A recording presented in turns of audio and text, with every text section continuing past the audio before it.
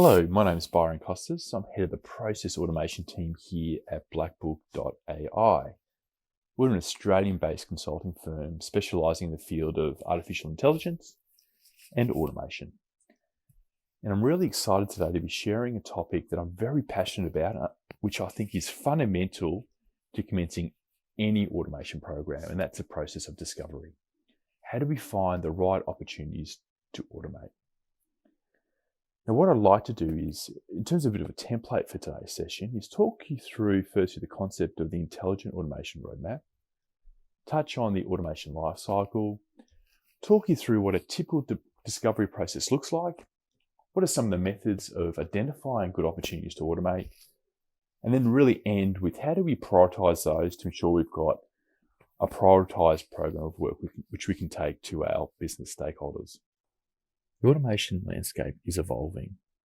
Not only do organizations want to inject intelligence into their automation practices and processes, but vendors are now providing the ability to do so and do so relatively cheaply.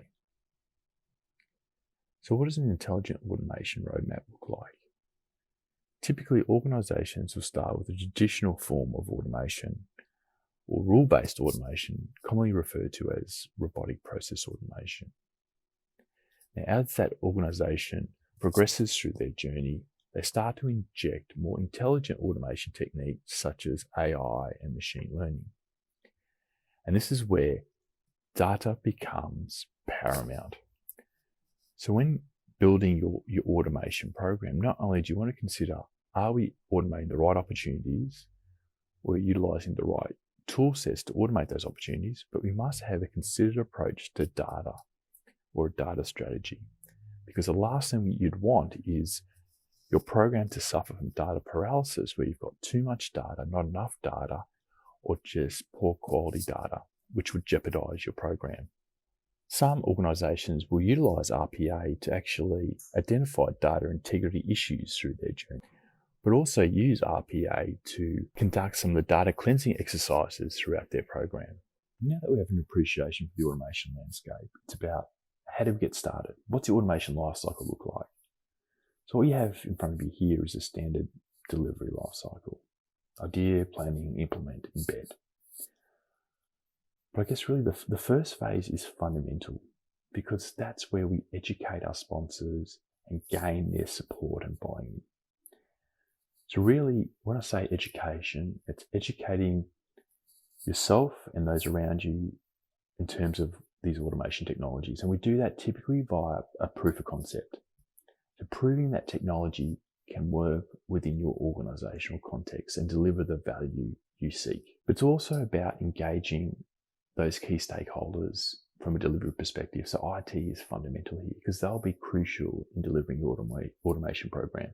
So once you have that initial buy-in and support, it's about discovering opportunities to automate. And this is the discovery process and the focus really of today's session. Identifying the right opportunities, identifying the right automation technologies, and starting to build up your business case for your automation program and secure the appropriate funding. Once that funding's been approved, we head into our planning phase, which is really just planning out the delivery of your opportunities. But the key things I'd like to mention here is ensuring you secure the right capability, the right partner to help you deliver on your automation program. But also start to consider your data components, but also your change management. How do we keep our stakeholders engaged throughout the process? Then we head into execution to delivering on that program. Once again, change is fundamental. And then finally, once we've embedded those opportunities into your business as usual, it's about reflecting on what did we do well, how can we improve on things? And also starting to consider your next phase of your intelligent automation journey. The discovery process is a really quick way to build your automation pipeline. And typically it's something that would run over 3 to 4 weeks. The first stage really is about those initial kickoff sessions where we engage the relevant management, educate them on the technology and what the plan of the engagement looks like. The second phase then is where all the fun begins around identification. Now, there's a couple of ways for us to approach this. One is more of a consultative process where we run workshops with key SMEs to generate and brainstorm ideas for automation. Or alternatively, there's, more data-driven approaches where we use techniques such as process mining and task mining, which I'll explain a little bit further in the next couple of slides. And ultimately, once we've identified a good bunch of initiatives, we run a preliminary assessment on that to say, look, are these good opportunities to automate? Are they suitable for automation? And what do we think the benefits profile is going to be? The third phase is really when once we've made that initial cut through the preliminary assessment, is really deep diving on those good opportunities, those nuggets.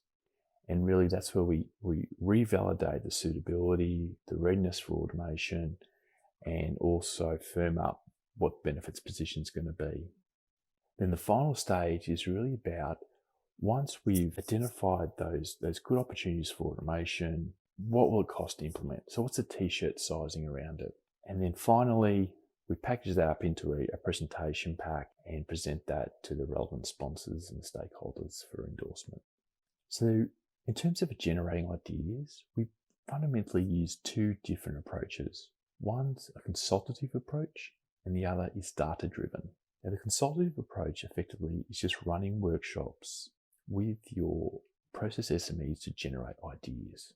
However, before we conduct those workshops, we do quite a bit of preliminary work. Firstly, we understand your automation objectives, your organizational context, and then we overlay, our experiences with automation and our domain and industry experience, which really helps us target particular areas within your organization that will be suitable candidates for automation. Then once we've identified those target areas, we'll provide some, pre-workshop homework, so get them starting to generate some ideas. So those workshops really are effectively around validation. So are these suitable for automation?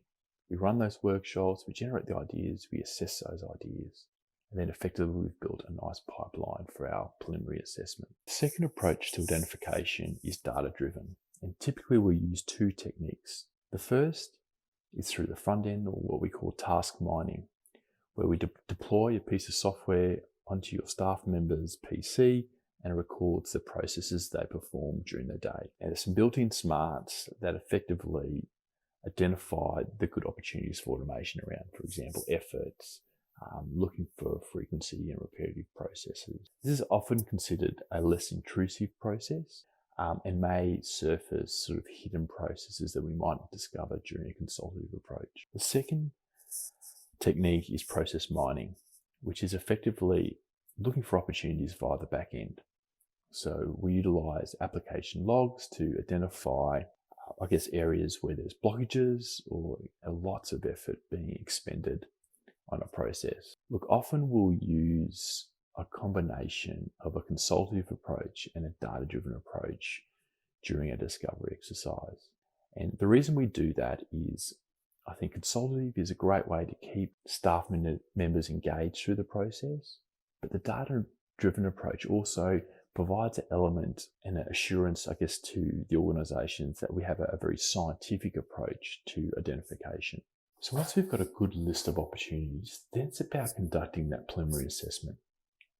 And by conducting that preliminary assessment, we can then focus on the highly suitable and the high value opportunities, which is particularly important early on in an automation program because you want to be delivering value quickly to your sponsors.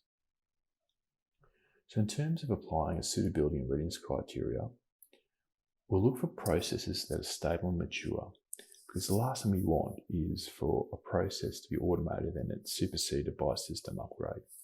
We've got highly repetitive, high volume, high effort initiatives because typically they'll generate good returned hours for us.